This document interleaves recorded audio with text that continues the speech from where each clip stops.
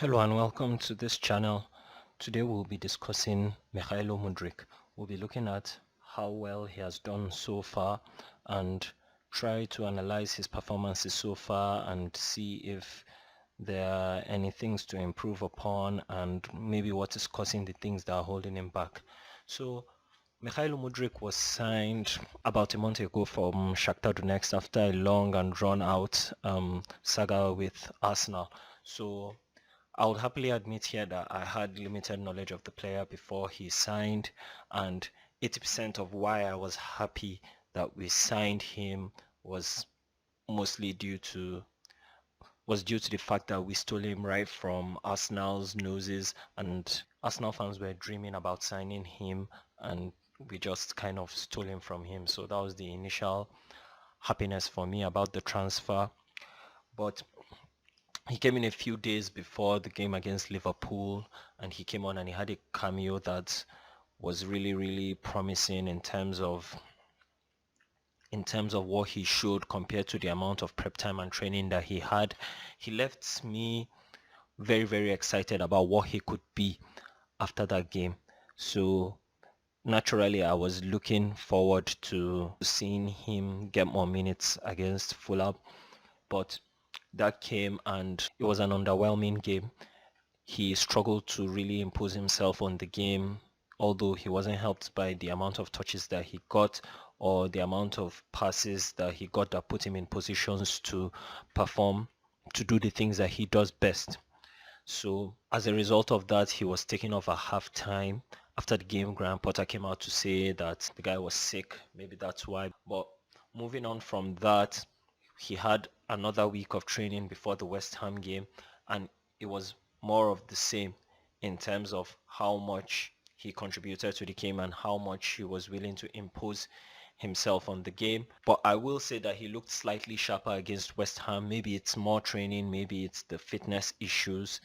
It still wasn't a great performance or a good performance overall. It's still the same promising. But the thing about promising performances is that on your debut versus Liverpool and in limited time where you had maybe a few chances to really impose yourself, if you show yourself, yeah, that's promising. But when you keep being promising with more playing time, there's a point where that same promising performance turns to disappointment.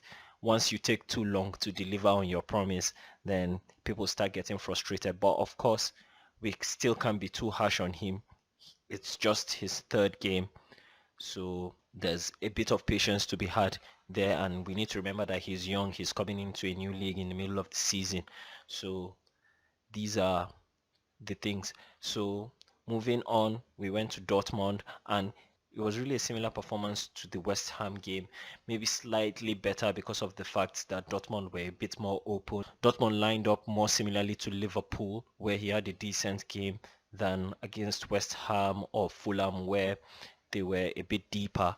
So he had a bit more space to operate, but ultimately it was more or less the same level of performance. So the essence of this video is to look at the little he has been able to do well and what he has been able to show in that short time, then also try and find out why it is that he has not yet delivered at a better level, and see what solutions there might be and try and get to understand the level of talents that we have on our hands. So in light of that, we'll be looking at the issues around him from basically three perspectives.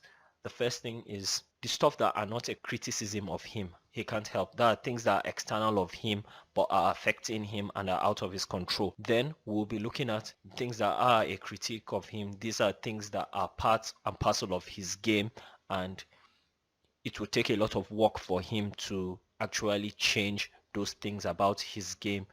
So we'll look at maybe long term what he should try to improve, and also how he can work around them temporarily. Then lastly, we'll also be looking at the things that are a criticism of him but he can easily improve on. So let's go into the things that aren't a criticism of him. These are external circumstances around him, like I said earlier. Well, those are quite easy. He's young, He just moved to a new league. He hasn't played since November, so obviously it's going to take him a lot of time to adapt to the intensity of a new league and to get used to a new team, especially a team that is in transition like Chelsea. I'm not going to go into a tangent about Graham Potter, but long story short, Chelsea are still trying to figure out how they want to play going forward. And while Mudryk is supposed to be key to those plans, there are other players that are also key to those plans that are still trying to find their feet, just like Mudryk. And we still have a coach in himself who, to be nice to him, is also trying to find his feet. So at this point, I would say that maybe having a player that comes in and is ready to go from the off is quite a bit of a luxury in this situation. So there's nothing wrong with another type of player that needs time and also needs for the team to figure out itself for him to show what he can do best. And an example of how this manifests in itself is in the fact that against West Ham, we hardly had situations where his left back, Mark Cucurella, was trying to find him consistently. Against Fulham, he had the fewest touches in the first half, so there's no plan yet to get him on the ball. The manager is still working on a plan for the whole team, so at a certain point, individuals maybe take a bit of a back burner. He's not getting the ball to feet at all, which means that him getting the ball in positions that he can hurt opponents, which we'll come to later because it's part of the critique of him that it will take him a long time to improve on.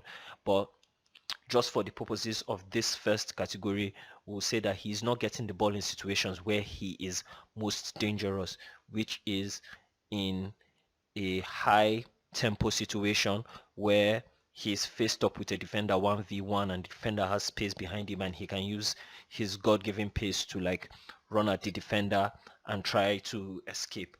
This was the case for the West Ham game and the Fulham game. In the Liverpool game, the few chances he did have to run at people, he managed to jink past them and take a shot on goal that was saved by Alisson, of course, and it was a very, very good dribbling run. But we've not seen more situations in which he has had that opportunity to do that, except for the Dortmund game, which takes me to the other thing about him that he can't quite control. I don't think Mykhailo Mudryk is at his peak physical level. It feels like his body is disappointing him sometimes. Um, Against Dortmund, he had several situations where he was, let's say, put through or given a chance to take on a defender.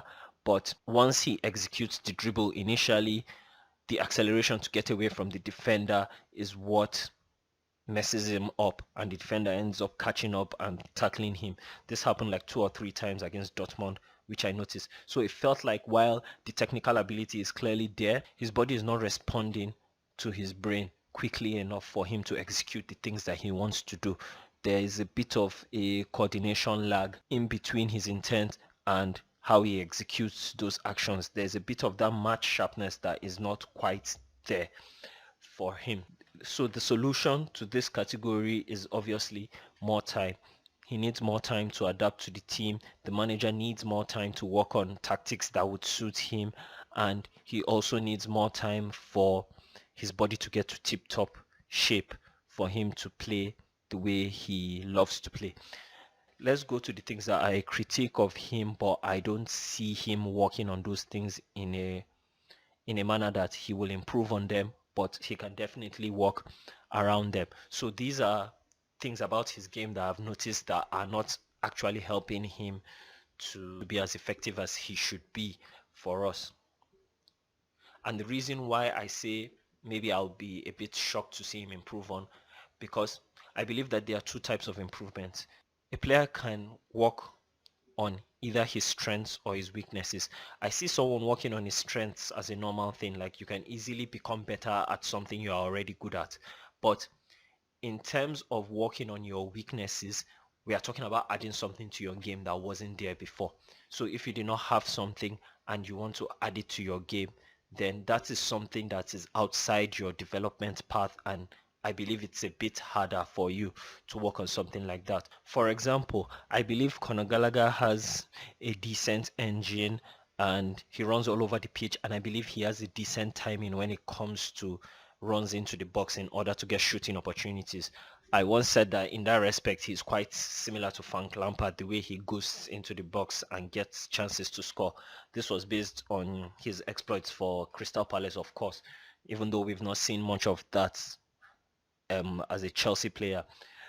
So I believe someone like Conor Gallagher can work on his movement into the box from deep and improve it to very, very good levels that are better than what he currently is, more easily than he will learn how to manipulate the ball like Kovacic.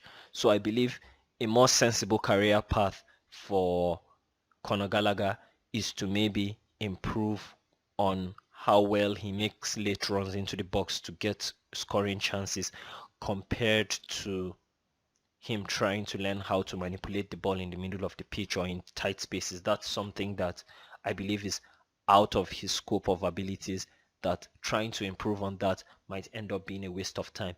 But another thing that it's important to notice that you cannot predict what some players can easily learn. You know, for some players, it is easier for them to improve on a weakness than it is for them to get their strength to be better. So in essence, in my eyes, these are things that I'd be shocked to see Mykhailo Mudryk improve on based on the reasons that I stated earlier, but it is not impossible because footballers are human beings and they are vastly different in what they have, what they don't have, what they can improve, what they can't improve, what they can be, and what they can't be. So what are those things? The first thing is his dribbling style. In my eyes, I see two major types of dribbling styles. You have the young Cristiano Ronaldo dribbling style where 1v1 he's very strong. You see him run at people at full speed, take them on, beat them, running behind them and putting dangerous balls into the box or take a shot. Then on the other side of the spectrum, you have those that are more focused on ball manipulation in tight spaces or on the spot. They use feints, twists and turns in order to manipulate the ball in tight spaces in order to combine or create a little space to shoot or pass. That's the Iniesta style of dribbling. They are not necessarily doing it at speed, but they are doing it maybe on a spot or in a very, very small limited area. So those are the wide spectrums of dribbling that I see. On the one hand, you have Cristiano Ronaldo, and on the other hand, you have Andres Iniesta. And then you have the special players, of course, that are able to incorporate both these styles at will.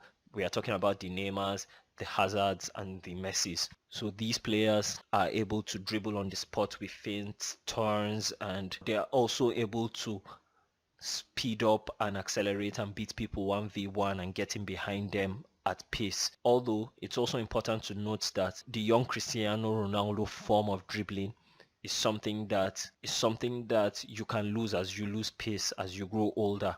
So someone like Eden Hazard now, the way he was running at people in 2012, 2013 when he first came, you can notice that there was a gradual reduction in how he dribbled.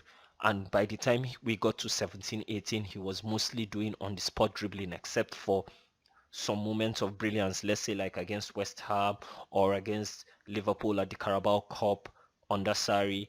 That was when he showed that he can actually dribble in any way that he wants. But 13, 14, 14, 15, he was running at people at will, getting kicked up and down. He did not care.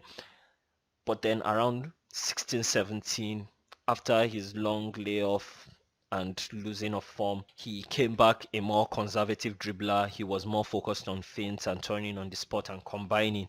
So there's a certain dribbling style that you cannot do at a certain age. That's why players like Iniesta, I'm sure if we go to watch his games in Japan right now, he's still twisting and turning people on the spot. So because that is more of a technical skill than a physical skill. But the important thing here to know is that it is not a one thing or the other type of situation. It is a full spectrum. So a player can have both in different percentages. A player can be 70% an Iniesta type dribbler and 30% a Cristiano type dribbler. Other players can tend towards the Cristiano Ronaldo side, but also be able to do the Iniesta type of dribbling in small quantities. Even Cristiano Ronaldo himself is capable of some feats of close control. He has that goal against Galatasaray that was quite a brilliant show of close control.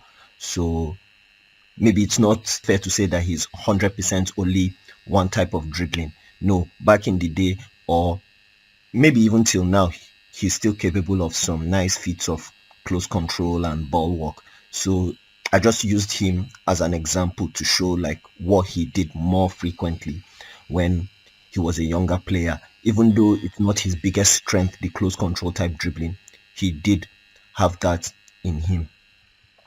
What I see when I look at Mudryk is I see him as a player that is tending towards the Cristiano Ronaldo, Gareth Bale dribbling style where he prefers to take on isolated defenders at pace. That is his own dribbling style. Is that a bad thing? Not necessarily, but the fact that he is that way reduces how often we get to see him take players on, especially in games that we play against the likes of West Ham or the likes of Fulham, where opportunities to break on teams are far more limited. So is this something he can work on? Maybe.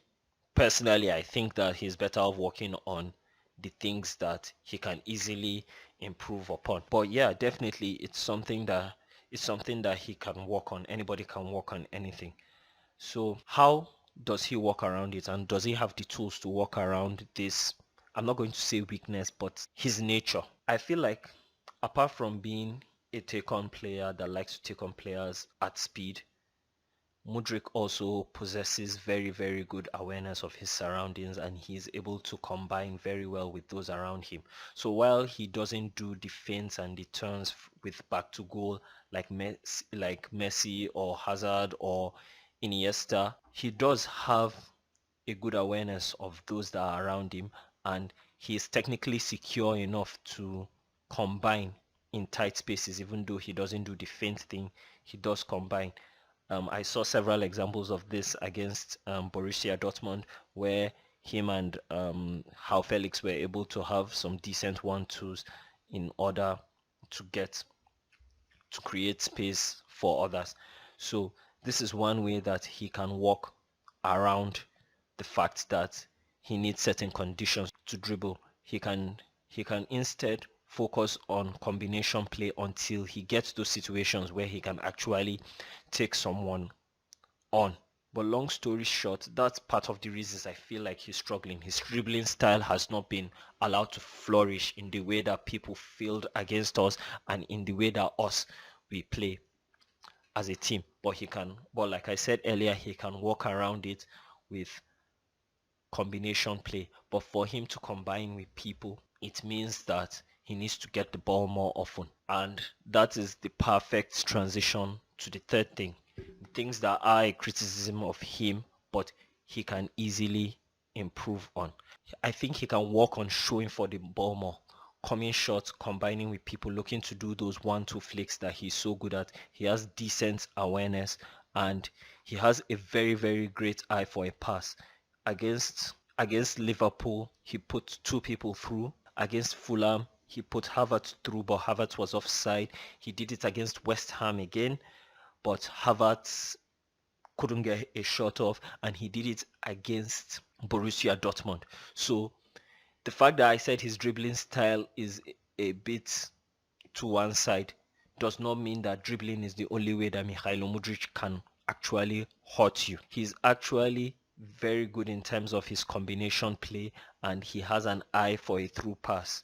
He can try to leverage on these two skills in games that are tight, like Dortmund in some moments, and also the West Ham and the Fulham games. And the best way for him to do this is to show more for the ball and get more touches, get more combinations, and try and look for runners with his passing. This is a way that he can impact the game.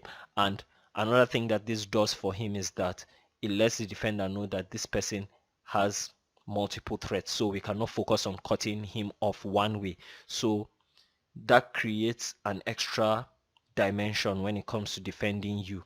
And it's also quite possible that trying to stop him from passing will create openings for him to dribble also. Another thing that I feel like he can easily improve on is in terms of, I would say, his eagerness to run. It happened against Liverpool, but I brushed it off as his cameo. There was a certain play where I think he was the one that dropped deep and helped win the ball.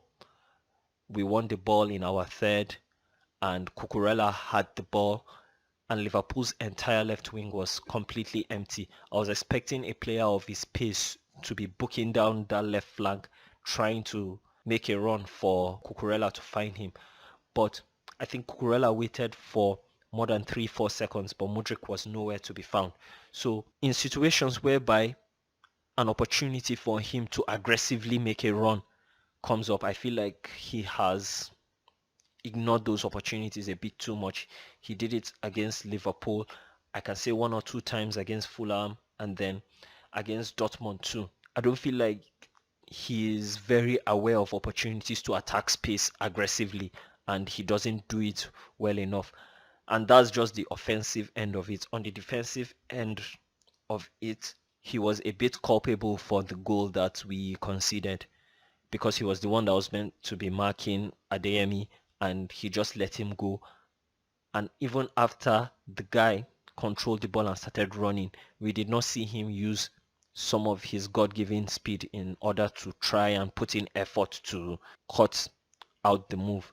So while we can say that this one is in a defensive sense, but it has shown up a few times in the offensive sense too, in that he's not attacking space aggressively enough. He can try to improve on that. So to summarize the things he can easily improve upon: his attacking of space with his movement, his showing for the ball, and combination play also needs to improve. All in all, out of all the things that I've named so far, what is the biggest issue? The biggest issue for me is still the ones that he can't help, which is his fitness, because I saw him get in a lot of promising positions where on a normal day, someone that is in theory as fast as him should be able to at least get a shot off. There was the time that he got in behind, but Schlotterbeck basically caught up with him and slide tackled him. I feel like if he had this full sharpness, he would be able to at least get a shot off, or at least win a penalty, get his body in between player and ball, and get tackled for a penalty. I feel like that's the biggest issue, followed by not having a settled team that is designed for him to get the ball, because you can only go so far in terms of showing for the ball. But if the team structure does not allow you to succeed, it won't matter much. You know, if there aren't team instructions designed for you to get the ball in areas, or also if the movement is not there isn't composed movement, so there won't be targets for you to find with your through balls, then you see that it's a bit less consequential. I think that ultimately all these factors need to come into play to meet in the middle, but I feel like a lot of it falls on his fitness and also Graham Potter in terms of how he tries to get a cohesive team out of the new star players that have come into the team. But all in all, I do believe that we have signed a player that has great potential to be an elite footballer, but like the tattoo on his neck says, talent isn't enough. He has world-class talent, don't get me wrong, but it's not the level of talent where, according to Hazard's teammates, he comes in and just stands on the side of training and Mourinho allows him to do what he wants. Mudryk actually has to work in order to achieve the levels that come with his potential. He has to work on the things that are stopping him from adapting to this league, some of which, in my opinion, I've already named. But if he has time to succeed on the things that he can easily work on, he can also work on the things that are kind of weaknesses for him. Maybe working on his dribbling style, But immediately, the things that I feel like he can work on immediately are his desire to attack space and him showing for the ball. But like I said, Everything has to be a marriage. Him working on the gaps that come from his side has to also coincide with us having a more cohesive team and his physical condition improving in order for us to have optimal results. But I'm very, very optimistic about the future of this kid. I believe we've signed a player can deliver for us. And one of the things I'm most impressed about is the fact that he doesn't seem overburdened by the occasion, and to he's not afraid to try to take the game by the scruff of his neck, and he obviously has the talent to do it. But again, talent ain't enough, so it's about hard work and trying to improve, and also hoping that the circumstances out of your control favor you. All in all, I'm excited about the future of this kid, and I hope to see a lot more of him. So thank you for this video. I'll be posting more Chelsea and football related content on this channel. If you enjoyed this video, please make sure to like, comment, and subscribe. Have a nice one.